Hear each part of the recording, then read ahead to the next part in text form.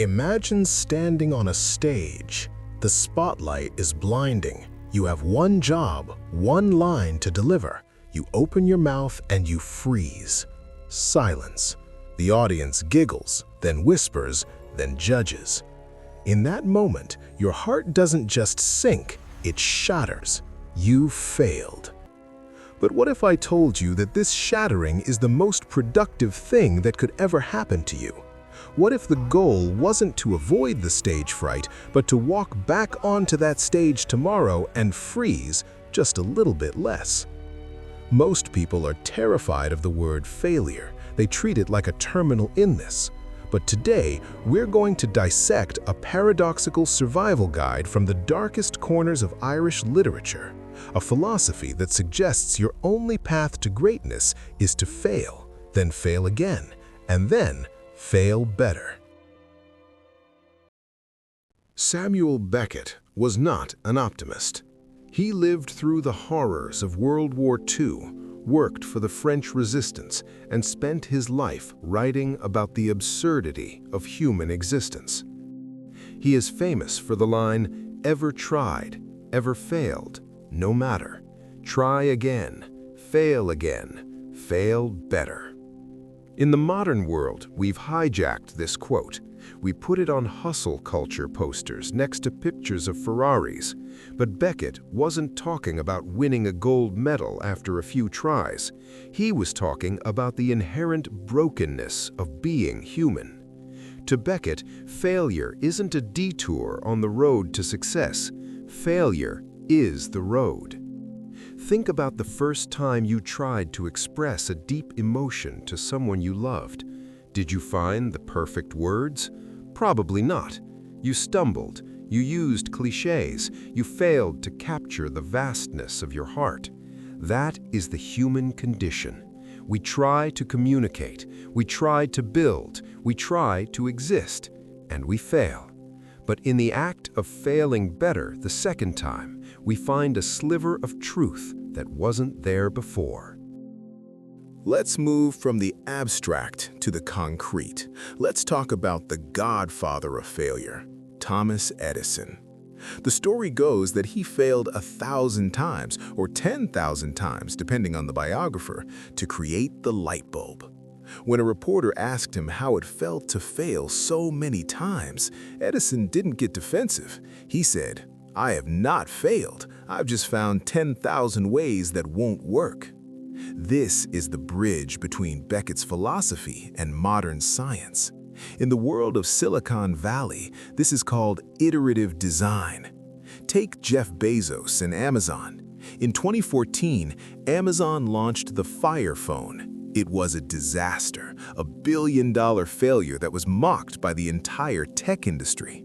But did Bezos hide in shame? No. He took the failed voice recognition technology from that phone, the failed cloud infrastructure, and the failed hardware team, and he pivoted. That failure became the foundation for Alexa and the Amazon Echo. If Bezos hadn't failed with the Fire Phone, the most successful smart home device in history wouldn't exist. He failed again, and with Alexa, he failed significantly better. In a dimly lit, minimalist room, Beckett is smoking. The entrepreneur is frantically checking his phone. Entrepreneur. "Samuel, I love the fail part. We call it failing fast in the Valley. Lose the money, get the data, pivot, and hit the IPO. Efficiency, right?" Beckett. Exhale, smoke slowly. "You speak of failure as a transaction, a coin you pay to buy a result. But what if there is no result? What if the better failure is all there is?" Entrepreneur. "That's depressing, man. If I don't get the win eventually, what's the point of the better failure?" Beckett. "The point is the sharpening of the soul. Your success is often just a lucky alignment of stars, but your failure, that is yours. It is the only thing you truly own because you built it with your own mistakes.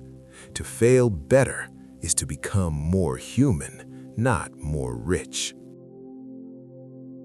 There is a specific kind of magic that happens when you lose everything. J.K. Rowling, before she became a household name, described herself as the biggest failure she knew. Her marriage had imploded. She was a jobless, single parent in modern Britain. She was, by all societal standards, at the very bottom. But in her 2008 Harvard commencement speech, she said something profound. Failure meant a stripping away of the inessential. When you have failed completely, you stop pretending to be something you're not. You stop chasing the goals your parents wanted for you. You are left with only what matters. For Rowling, that was an old typewriter and a story about a boy wizard. Failure gave her an inner security that she never attained by passing examinations. It was the rock bottom that became the solid foundation on which she rebuilt her life. Why does failure hurt so much? Why do we avoid it even when we know it's good for us?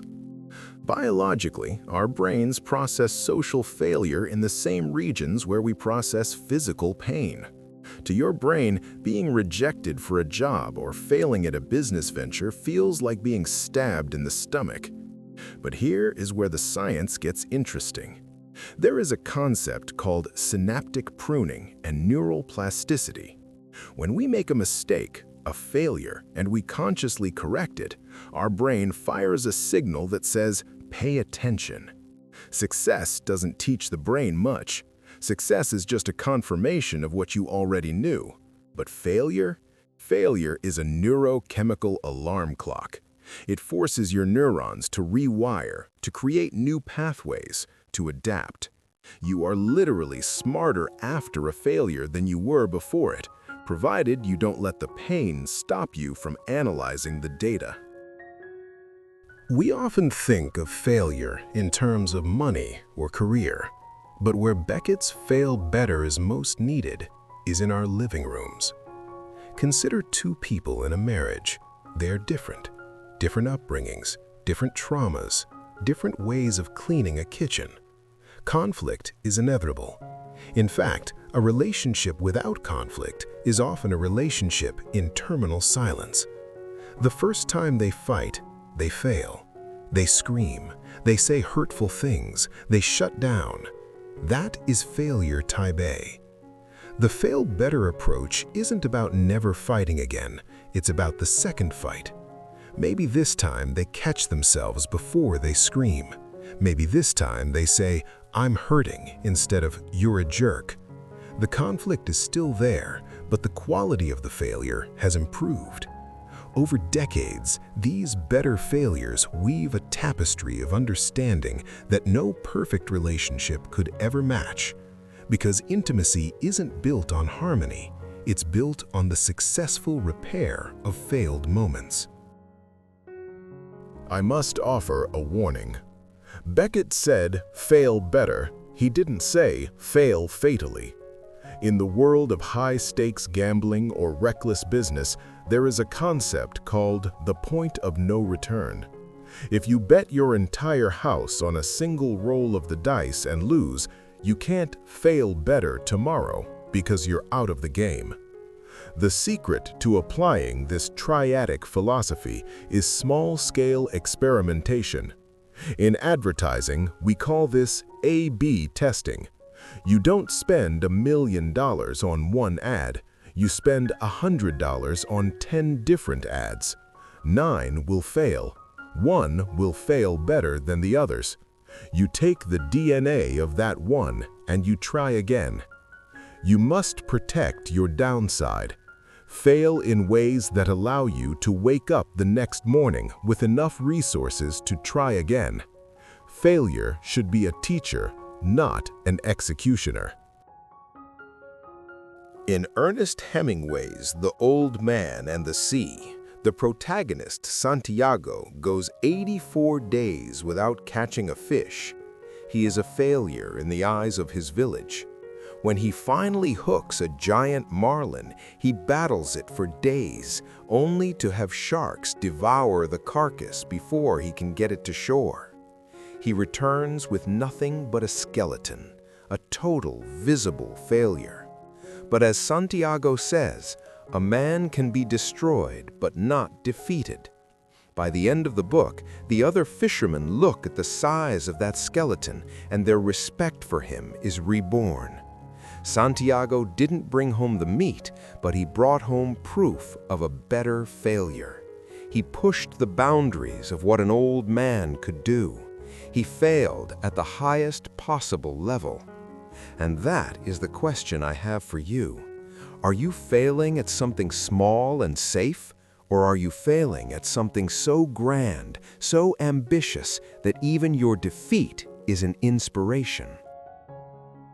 You might be sitting there thinking about that one project you abandoned, that one person you didn't call, that one dream you buried because you were afraid of the ouch. But remember the road in the dark. The first time you hit the pothole, it's a tragedy. The second time you hit it, it's a choice. The third time you avoid it, it's a victory built entirely on the bones of your previous falls. Don't pray for a life without failure. Pray for the strength to fail better. If this perspective shifted something in your mind today, I want you to do two things. First, subscribe because we explore these deep psychological rabbit holes every week. Second, and most importantly, leave a comment below and tell me about your favorite failure.